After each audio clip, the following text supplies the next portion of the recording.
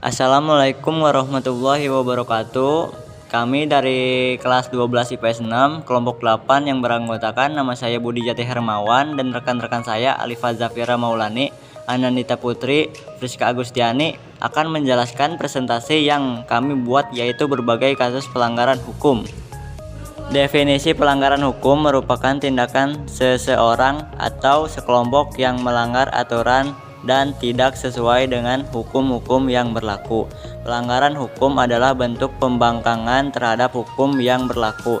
Pelanggaran hukum itu bisa terjadi karena dua hal, yaitu pelanggaran yang oleh si pelanggar sudah dianggap sebagai kebiasaan bahkan kebutuhan.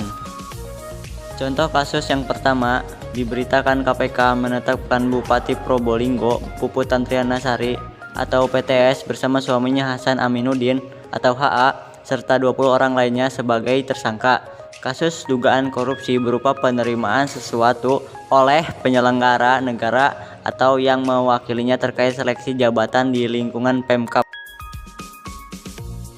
Berikut adalah beritanya.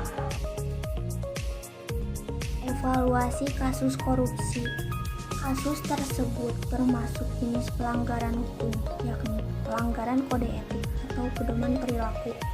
Salah satu sistem manajemen anti korupsi yang dapat diterapkan dan disertifikasi dalam rangka mencegah tindakan penyuapan adalah ISO 37001/2016. ISO 37001/2016 diterbitkan pada 15 Oktober 2016 untuk membantu organisasi mencegah, melaporkan maupun menyelesaikan kasus penyuapan.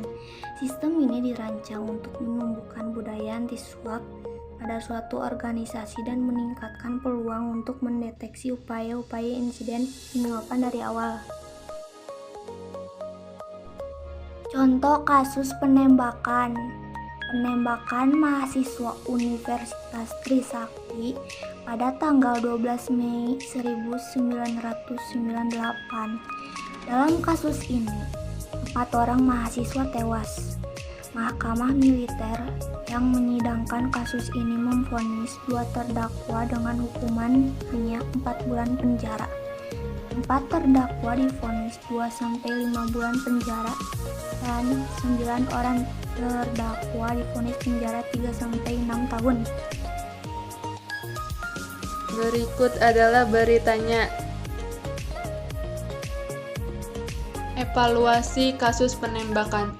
Dalam peristiwa yang mengiringi terjadinya reformasi itu dinilai terdapat pelanggaran hak asasi manusia berat. Sejumlah mahasiswa tewas tertembak oleh aparat yang mengamankan situasi saat itu. Penyelidikan dan pemeriksaan terhadap peristiwa yang patut diduga terdapat pelanggaran HAM dilakukan oleh Komnas HAM. Komnas HAM berfungsi menyampaikan rekomendasi atas suatu kasus pelanggaran HAM kepada pemerintah dan DPR untuk ditindaklanjuti. Yang selanjutnya, contoh kasus penggunaan bahan pengawet pada makanan.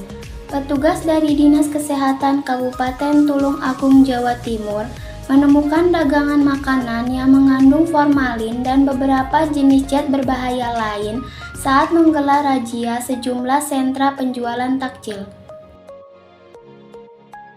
Berikut adalah beritanya. Evaluasi kasus penggunaan bahan pengawet pada makanan.